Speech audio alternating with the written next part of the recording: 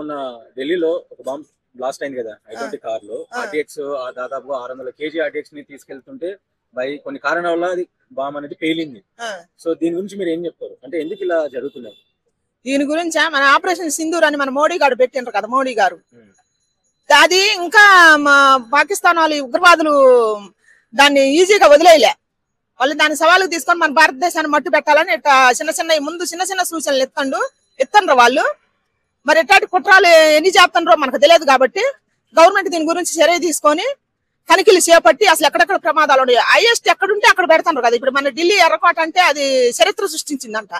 మళ్ళీ 6 గంటల సమయంలో పేళ్లు సంభవించిందంటే మరి ఎంత జనాభా నష్టం అయ్యేవాళ్ళు, ఊహించిన జనాభా నష్టం అయ్యేది కదా. ఇది కొద్దిపాటి జనాభాని నిర్లక్ష్యం ఊహించకుండా అందరూ ప్రధానమంత్రితో సుద్దాగా అందరూ చర్యలు తీసుకోవాలని నేను కోరుకుంటున్నా. ఇది ఉగ్రవాదుల పనే. అంటే దీంట్లో లేడీస్ కూడా ఇన్వాల్వ్మెంట్ ఉన్నారు. 10 రూపాయల డాక్టర్ అని చెప్పేసి ఆల్రెడీ యూపీలో 10 రూపాయల డాక్టర్ ఆమెను కూడా అరెస్ట్ చేయడం జరిగింది. ఏపీ ఆంధ్రప్రదేశ్ లో కూడా 10 రూపాయల డాక్టర్ ఆమె కూడా ఉంది, దీంట్లో ఇన్వాల్వ్మెంట్ ఉన్నారని చెప్పేసి కూడా చెప్తున్నారు ప్రధానంగా. అంటే ఎందుకు ఇందులో కూడా లేడీస్ అని ఇందులో ఇన్వాల్వ్మెంట్ ఎందుకు అవుతున్నారు ఇలా? మరి మన భారతదేశం ఆగం చేసి మరి ఏం చేయాలని లేడీస్ 10 రూపాయల డాక్టర్ ఏం వచ్చి మళ్ళీ ఆముదం గింజలతోటి ఇసుక పదార్థాలు తయారు చేస్తానట మన భారతదేశాన్ని మట్టు పెట్టాలని. ఇట్లాంటి వాళ్ళు భూమి మీద ఉండటానికి అర్హత లేదు. గవర్నమెంట్ గట్టి చర్య తీసుకోవాలి. ఇంకెట్లాంటి వాళ్ళు ఎంతమంది ఉన్నారు మన ఆంధ్రప్రదేశ్ లో గాని మన తెలంగాణలో గాని, పెద్ద పెద్ద నగరాలు సూజ్ చేసుకున్న వాళ్ళు అక్కడ ఎక్కువ బ్రాంబాస్ట్ చేస్తే ప్రజలు ఎక్కువ చచ్చిపోవాలని కదా. అదే కదా వాళ్ళ ఆలోచన, మన దేశాన్ని యాగం చేయాలనే కదా. అందుకని ఇట్లాంటి వాళ్ళు ఎంతమంది ఉన్నారు మన భారతదేశాన తనిఖీలు చేపట్టి తగు చర్యలు తీసుకోవాలని గవర్నమెంట్ ని కోరుకుంటున్నాను నేను. లేడీస్ కూడా ఇందులోకి ఇన్వాల్వ్ అయి ఉన్నారంట. మరి పాకిస్తాన్ ఆపరేషన్ సింధూర్ లో వాళ్ళని చంపిన కారణంగానే కదా ఉగ్రవాదులను మట్టి పెట్టింది మన భారత సైన్యం, ఆర్మీ. మరి అదే దృష్టిలో పెట్టుకొని లేడీస్ మంచి చేయాలి కానీ అది మంచి చెడు అనే చెప్పే కదా మన ఆర్మీ మట్టు పెట్టింది.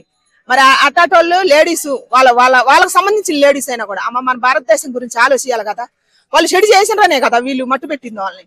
అది ఆలోచించకుండా మళ్ళీ వాళ్ళు చేసిన చెడు పాటలోనే మీరు నడిచి లేడీస్ అని కూడా మీరు కొద్ది గొప్ప మీకు దయ ఉండాల్సింది పోనిచ్చి మీరు కూడా భారతదేశాన్ని సర్వనాశనం చేయాలని వస్తే మిమ్మల్ని ఏమనాలా చెప్పు? నా దేశాన్ని నాశనం చేయాలని వస్తే అంటే వాళ్ళు ఒక డాక్టర్ అనే ఒక హోదాలో ఉండి వాళ్ళు ఇదంతా ఈ ఆలోచన రాలేదంటారు. రాదు, వాళ్ళు డాక్టర్ అని ముసుకేసుకోరు అనమాట. మనల్ని సర్వనాశనం చేయాలని వాళ్ళు దుర్మార్గమైన ఆలోచనలు. వాళ్ళు లేడీస్ అయినా సరే చిన్న పిల్లల కాంచి కూడా పాలు దగ్గర పిల్లల కాంచి కూడా వాళ్ళది వాళ్ళది ఒకటే ఆలోచన, మన భారతదేశాన్ని మట్టు పెట్టాలని. వాళ్ళకి అయ్యే ఆలోచనలు ఉంటాయి. ఎక్కువ ఉగ్రవాద ఫ్యామిలీకి అయినా లేడీస్ అయినా పిల్లలైనా సరే వాళ్ళకి అదే ఆలోచన ఉంటుంది, మన దేశాన్ని మట్టు పెట్టాలన్న ఆలోచన ఉంటుంది. కాబట్టి మన గవర్నమెంట్ తగు చర్య తీసుకోవాలని కోరుకుంటున్నాం. అలాగే మన తెలంగాణ నుంచి కూడా ఒక ముస్లిం క్యాండిడేట్ చైనాలో చదివి మెడికల్ చేసుకొని ఇక్కడ వచ్చి డాక్టర్ గా పనిచేస్తూ ఆయన కూడా ఇందులో ఉన్నారని చెప్పేసి ఆల్రెడీ తన అరెస్ట్ కూడా అయ్యారు. అవును, నేను కూడా చూసిన. మరి ఏం చేయాలని నిజమైన ముస్లింలు ఆ రోజు మన ఆపరేషన్ సింధూర్ అని మట్టి పెట్టిన రోజు మన భారతదేశాన్ని నుంచి పోవాలన్నప్పుడు అందరూ మేము ఎవరో ఒకళ్ళు ఉంటారు అట్టోళ్ళు, అందరం అట్ట కాదు, మేము కూడా ఇండియాలోనే పుట్టినని అందరం మన జెండా పట్టుకొని జై జై అని జై కొట్టారు. మరి ఇందులో కొంతమంది వచ్చినప్పుడు వాళ్ళే చర్య తీసుకోవాలి, ముస్లింలే వాళ్ళే చర్య తీసుకొని వాళ్ళని బహిష్కరిస్తే మన భారతదేశానికి నష్టం జరగకుండా. మరి ఎంత దుర్మార్గమైన ఆలోచన. ఆందం కాయలతో ఇసం తయారు చేసి ఎంతమందిని మట్టి పెట్టాలని అట్ట ప్రయోగాలు మునుముందు ఇంకెన్ని జరుగుతాయో. అందుకని వాళ్ళే చర్య తీసుకోవాలి. అసలు ఎవరు వస్తున్నారు ఏంది అని చూసుకోవాలి కదా. ముస్లింలు కూడా జాగ్రత్త తీసుకోవాలి.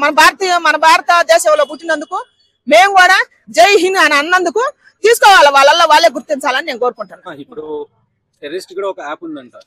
ఆ యాప్ లో దాదాపుగా ఆ యాప్ ని ఒక 650 రూపాయలు పెట్టి కొన్నారంట. కొని దీంట్లో వాళ్ళు చేయాల్సిన పనులు ఏంటి, వాళ్ళ సీక్రెట్, వాళ్ళ ప్లానింగ్ అన్ని దాంట్లో అమలుపరిచారంట. మరి ఈ విషయం గవర్నమెంట్ తెలియదంటారా?